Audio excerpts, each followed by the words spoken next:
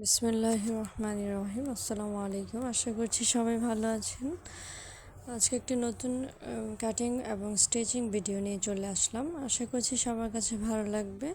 Like comment share করে পাশে থাকবেন যদি ভালো লেগে থাকে। কথা না বেরিয়ে আমি কাজের কথায় আসি। এখানে একটি জামা নিয়েছি 5 থেকে 7 বছরের বাচ্চার জন্য। এখানে বডির মাপ হবে 32 ইঞ্চি অথবা 30 ইঞ্চি। আমি এখানে 16 ইঞ্চি করে মানে 4 বাজে 8 ইঞ্চি করে কাপড় নিয়েছি, আর লম্বায় নিয়েছি 11.5 ইঞ্চি বডির উপরে বডির পার্টের জন্য। আর এখানে আমি গলা এবং শোল্ডার জন্য মোট 5 ইঞ্চি নিয়েছি। গলা নিয়েছি 2 ইঞ্চি আর শোল্ডার 3 ইঞ্চি আর হাতা 5 ইঞ্চি। 5 ইঞ্চি লম্বা দিয়ে আমি দাগ দিয়ে নিলাম। আর সামনের গলা হবে 4 ইঞ্চি আর পিছনের গলা হবে 1.5 ইঞ্চি। সামনের গলাটা আমি বক্স গলা দিব। এইভাবে করে আমি কাটিং করে নিলাম দাগ অনুযায়ী হাতাগুলো এবং পিছনের গলা।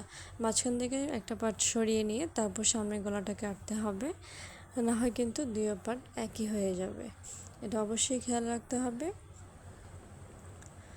দেখুন আমি কিভাবে কেটে নিচ্ছি। আমি সামনে বক্স গলা দিয়েছি, আপনারা গোল গলাও দিতে পারেন, যার যেভাবে পছন্দ সেভাবে দিতে পারেন। এখন আমি পিছন এবং নিচের যে কুচির জায়গাটা সেটা কেটে নিচ্ছি। কুচিতে অবশ্যই বডি থেকে দ্বিগুণ কাপড় নিতে হয়। আমি এখানে 18 ইঞ্চি করে 32 ইঞ্চি কাপড়, হ্যাঁ 18 মানে 16 ইঞ্চি অর্ধেক, 16 ইঞ্চি মানে পুরোপুরি 32 ইঞ্চি কাপড় নিয়ে নিচ্ছি আমি এখানে। আর নিচের পাটটা লম্বা হবে 21 ইঞ্চি আর উপরে 11 ইঞ্চি রয়েছে, মানে মোট লম্বা হবে জামাটা 30 ইঞ্চি। আমি কুচির যে জায়গাটা সেটা কেটে নিয়ে রাখলাম। এখন আমি হাতা কেটে নিচ্ছি। আমি হাতার সাইডে কুচি দিয়ে ডিজাইন করব, সেজন্য আমি 4 ইঞ্চি করে লম্বা নিচ্ছি। আর দেখুন লম্বা পুরোটা নিচ্ছি 16 ইঞ্চি কুচির জন্য, মানে একটা হাতে 16 ইঞ্চি হবে। দেখুন আমি হাতাটা কেটে নিলাম। এখন আমি ফিতা কেটে নিচ্ছি। 2.5 ইঞ্চি করে আমি ফিতা কেটে নিচ্ছি। এখানে 16 ইঞ্চি লম্বা হবে ফিতা দুটো, মানে দুটো হবে আলাদা, একটা 16 ইঞ্চি করে লম্বা হবে। আমি ফিতাটা কেটে নিলাম।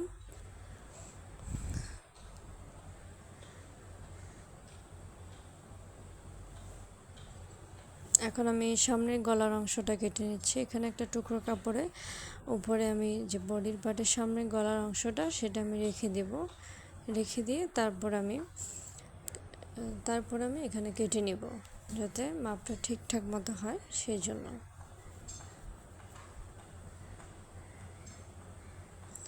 দেখুন আমি কেটে নিয়েছি। একইভাবে আমি এইভাবেই পেছনের পাটের গলাটাও কেটে নেব। একটা টুকরো কাপড় উপর রেখে তারপর জামার যে বডি অংশ পেছনের পাট সেটা রেখে আমি কেটে নিলাম। এবার আমি সেলাই চলে আসলাম। এখানে দেখুন আমি প্রথমে ফিতাটা সেলাই করে নিচ্ছি। তারপর আমি হাতার যে অংশটা এক সাইড থেকে আমি ভাঁজ করে চিকন করে সেলাই করে নিচ্ছি।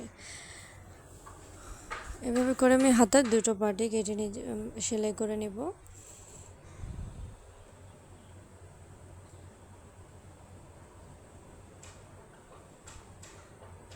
এখানে আমি কুচি দেব, যার কারণে সমানভাবে রেখেছি।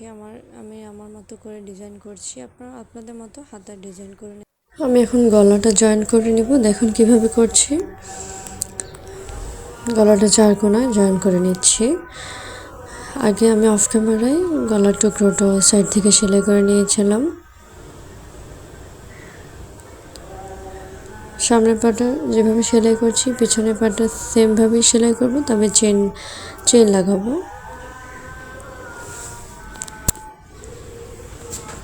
আমি চেনের পাটটা সেলাই করে নিচ্ছি।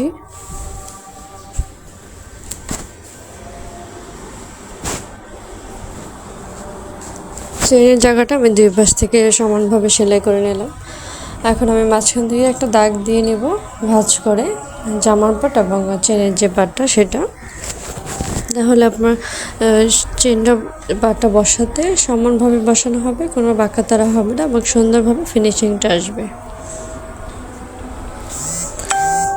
আমি চেনটা রেখে চেনের যে মাপটা সেটা নিয়ে নিব, যে চেনটা কতটুকু পর্যন্ত থাকবে।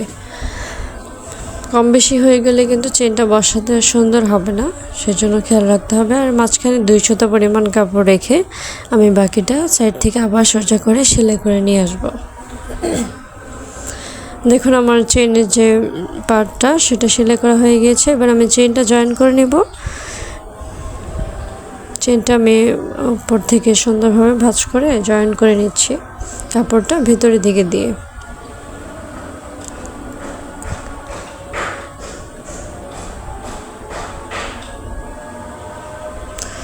সেলাই কাজ বলে বোঝানো থেকে দেখে বেশি বোঝা যায়। আপনারা অবশ্যই মন দিয়ে খেয়াল করে দেখলে সবটা ভিডিও অবশ্যই বুঝতে পারবেন। আর আমার কথার মধ্যে যদি কখনো কোনো ভুল ত্রুটি হয়ে থাকে ক্ষমা সুন্দর দৃষ্টিতে দেখবেন। আর আমার যদি ভিডিওটাতে একটু ভালো লেগে থাকে আপনাদের, অবশ্যই লাইক কমেন্ট আর সুন্দর কিছু কমেন্ট করবেন আর সাবস্ক্রাইব করে পাশে থাকবেন। আমার যে ভিডিওগুলো আমি দিচ্ছি বা দিব সেগুলো অবশ্যই প্রত্যেকদিন দেখতে পারবেন। এখন আমি পিছনে যে গলার পাটটা সেটা সেলাই করে নিচ্ছি। গলায় কিছু বাঁকা তারা থাকলে সেটা সমান করে নেবেন, না হয় পরবর্তীতে দেখা যায় যে জামাটা বানানোর পর পিছনের গলাটা একটু উঁচা নিচা হয়ে যায়। সেটা সেলাই করার আগেই খেয়াল রাখতে হবে, আর খেয়াল রেখে সেটা সমান করে কেটে নিতে হবে।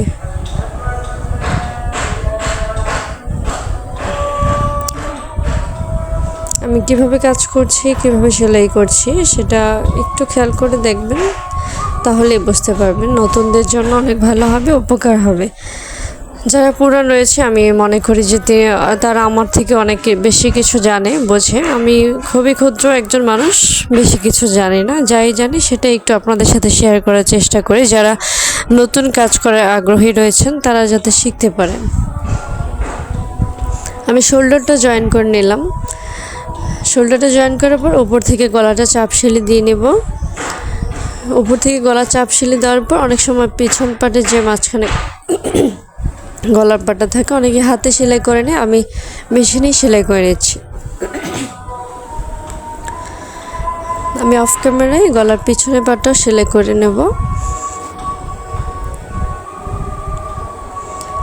ভিডিওটি কেমন লেগেছে অবশ্যই সবাই জানাবেন, আর কেমন ধরনের ভিডিও চাচ্ছেন। আর আমি নতুন ভিডিও করছি, তাই ক্ষমা সুন্দর দৃষ্টিতে দেখবেন। ভুল ত্রুটি হতেই পারে, মানুষ মাত্রই ভুল।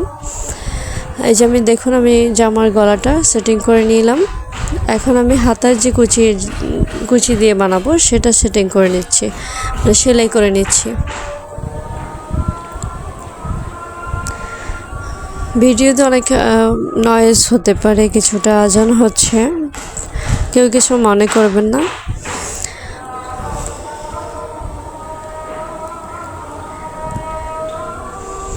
যে দেখুন আমি দুটোটা হাতা সেলাই করে নিলাম। এখন আমি কুচির যে জায়গাটা সেটা সেলাই করে নেব। এর আগে আমি যে ফিতাগুলো সেলাই করে নিয়েছিলাম সেগুলো আমি ভাঁজ করে নেব, মানে যে কোনো একটা চিকন কিছু দিয়ে আপনি ভিতরে ঢুকিয়ে সেটা মাথাটা বের করে নিলেই দেখবেন যে চলে আসছে ফিতাটা। এভাবে করে দুটোটা ফিতায় আমি বের করে নিলাম। তারপর আমি কুচির যে জায়গাটা জয়েন করে নেব।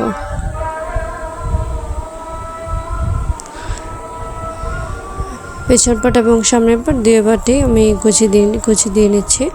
আমি এখানে হাতের কাজ অথবা পেন্টিং কাজ করব, সেই জন্য আমি একটা ডিজাইন করেছি। এখানে মাঝখানে কুচি হবে না, মাঝখানে কুচি না দিয়ে আমি 2 সাইডে কুচি দিচ্ছি।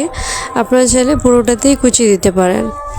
এখানে যে কাপড় এবং যে মেজারমেন্টে আমি এই কাপড়টা কেটেছি সেটা পুরোটাই কুচি হবে, তবে আমি 2 পাশে কুচি দিয়ে নিচ্ছি আমার ডিজাইন অনুযায়ী, কারণ আমি পেন্টিং অথবা হাতের কাজ করার জন্য। আর যারা নর্মালি গজ কাপড় অথবা প্রিন্টের কাজ গজ কাপড় দিয়ে বানাবেন তারা সম্পূর্ণটাই কুচি দিয়ে নেবেন। আমি এক কালার জামা বানাচ্ছি ডিজাইন করব বলে, এই জন্য এভাবে ডিজাইনটা করে নিচ্ছি আমার মন মতো। আপনারা আপনাদের মন মতো করে নেবেন। দেখুন আমি ছোট ছোট করে কুচি দিয়ে নিচ্ছি।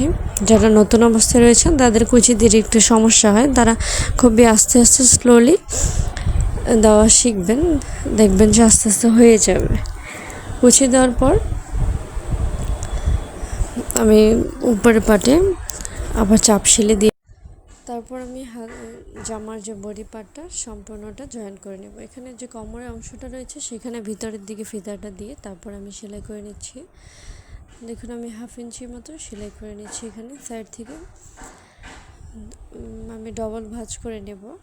ডবল ভাঁজে আমি সেলাই করে নিচ্ছি। অফ ক্যামেরায় আপনারা করে নিতে পারেন। খুব ডবল সেলাই করে দিলে কি হয়, খুব মজবুত থাকে জামাটা, সেলাই ছুটে যাওয়ার সম্ভাবনা থাকে না। আর নিচের দিকে আমি চিকন করে ভেঙে সেলাই করে নিচ্ছি। আপনারা চাইলে মোটা করেও ভেঙে সেলাই করে নিতে পারেন, তবে আমি এখানে চিকন করে সেলাই করে নিচ্ছি। তো ভালো থাকবেন সবাই।